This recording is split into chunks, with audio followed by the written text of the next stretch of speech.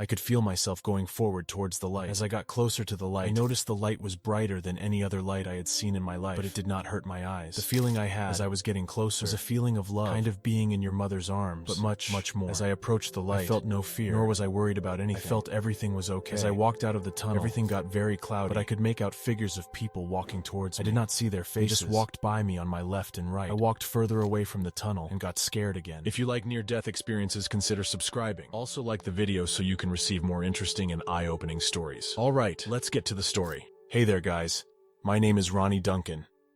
I was sledding down an alleyway that intersected with an avenue at the bottom. I could not stop before entering the avenue. I went out into the street and struck the front bumper of the white Cadillac with my head. That very moment, I left myself and was out on the sidewalk. I was not standing on the ground. I was hovering. There was a girl, my age, standing on the ground next to me, holding her head and screaming. I could hear her, and I looked at her. She was very afraid of what she was seeing, so I turned and looked in the direction she was looking. It was me, and I was in the process of about to be run over by the car. At that time, the knowledge came to me that if I wanted any chance to live, that I needed to slow the car down, so when the tire went over me, the body had to be on its back. I knew somehow that if the car ran me over on my stomach, it would not survive. I slowed the car down and was directing it when to go over the body. I did get it to run over the body facing up, and now I had to have the same thing happen with the back tire. The car, being so low to the ground, was making the body that was my body to roll over and over. Once it got near the rear tire, I slowed down the car, again, so it ran over me facing upwards. It did. It ran me over facing upwards. Now the body was stuck behind the rear tire and a big clump of snow that was stuck to the car. I watched the car drag my body down the road until it intersected the next road. When the car hit the dip in the road, the body fell out. I remember being glad that it was over, but the girl was still screaming. She screamed all the way through this experience. Because she was screaming, a man came out of his house at the back door, looked towards us, and looked in the direction the girl, that is we, were looking. He saw my body, and he ran over to it. The body was crawling, using only the left arm. I think it was trying to go home. Not sure. While the man was running over to my body, I tried to tell the girl that I was okay. But she couldn't hear me nor see me. I tried to grab her, but my hands went through her. That was the point where I was beginning to understand what was happening. I looked towards my body. The man arrived and grabbed it and turned it over, cradling its head. He looked back towards his wife and said, "Call an ambulance, the kid is dying." The girl was crying very hard, holding her head. At that time and moment, I was told to go back or come forward. I went over to my body. I did not walk, I just floated. I was hovering over my body when again I was told, "It's getting late. Make up your mind what you're going to do." As I was looking down, I said, "I am not going in there." The body was bleeding out of its mouth, ears, and nose. I could see the pain it was in, so I said, "I am not going back in there." That is when I left the site. It sounded like some kind of machine turned on, and I was in this very dark tunnel with a very tiny spot of light way, way far in front of me. I could feel myself going forward towards the light. As I got closer to the light, I noticed the light was brighter than any other light I had seen in my life, but it did not hurt my eyes. The feeling I had, as I was getting closer, was a feeling of love, kind of being in your mother's arms, but much more. As I approached the light, I felt no fear, nor was I worried about anything.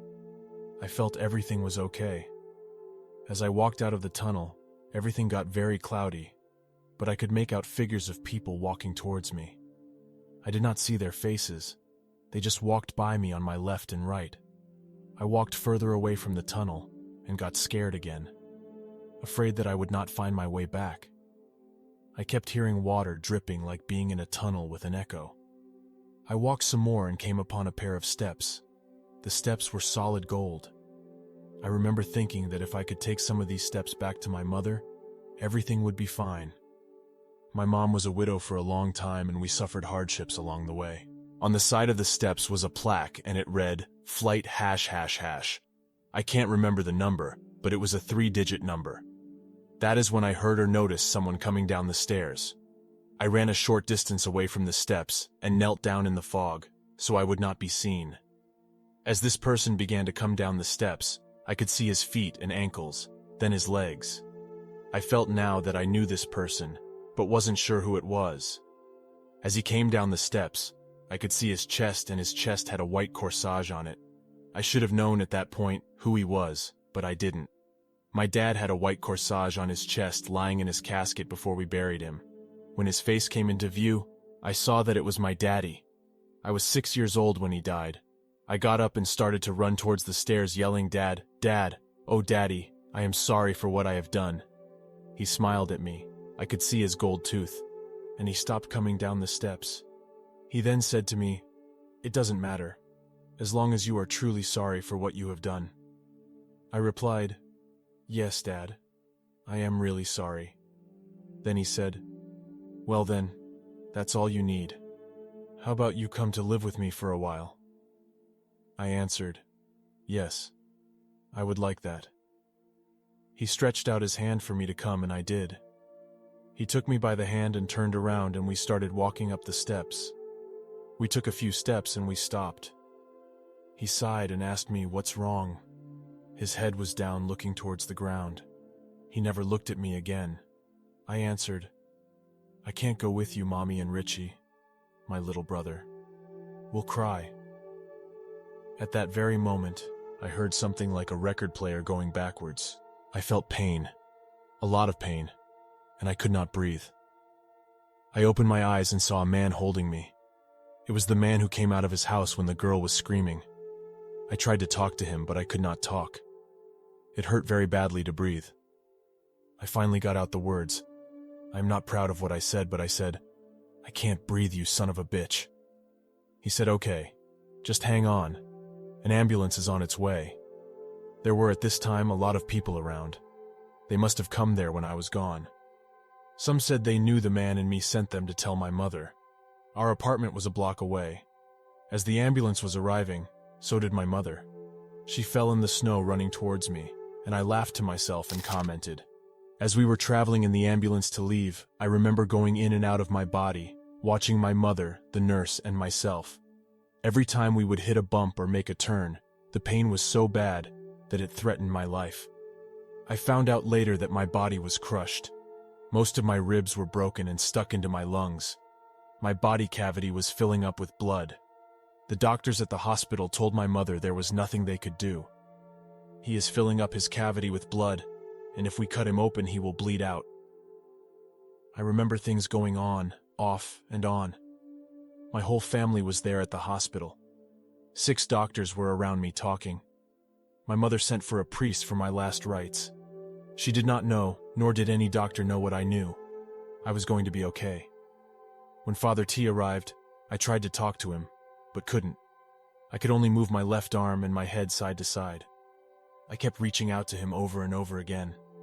Father T looked into my eyes, and I shook my head no. We did not talk, but we did. He looked again in my eyes with a smile, as if saying, "You've been there and you're going to be okay." I shook my head, yes.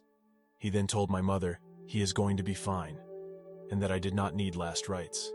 She insisted that he did. As he began the last rites, we kept smiling at each other, like in conversation that we know but they don't. The hospital kept a 24-hour vigil over me, taking vitals at times. The doctors told my mother, if we can stabilize him, we will operate. I knew that there would be no operation. In the early morning hours, I fell asleep.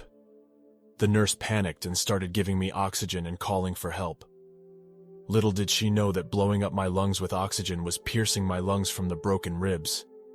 I could not fight her off, or the others that had answered her call for help.